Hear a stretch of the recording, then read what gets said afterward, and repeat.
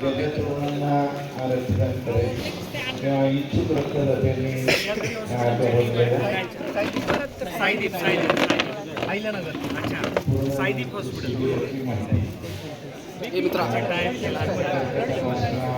काय काय सांगा ना, काय काय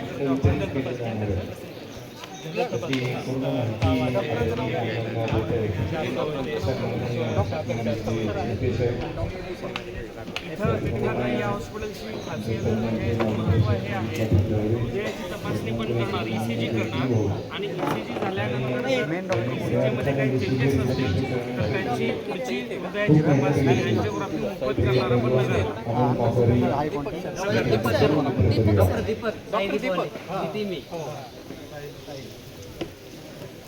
शुभेच्छा. माजी सरपंच सन्माननीय लाभेची होती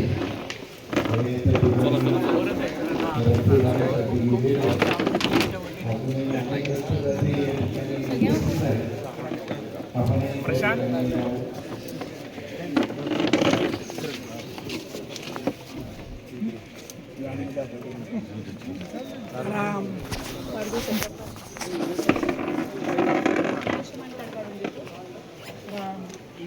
आयुष्यमान कार्ड केंद्र सरकारने एक आयुष्यमान योजना सुरू केलेली आहे.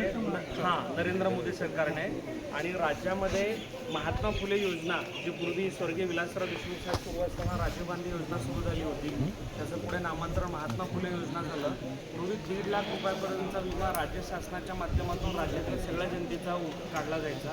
एकनाथजी शिंदे साहेब ज्यावेळी मुख्यमंत्री झाले तर त्याची मर्यादा आपण 5 लाखापर्यंत केली आहे.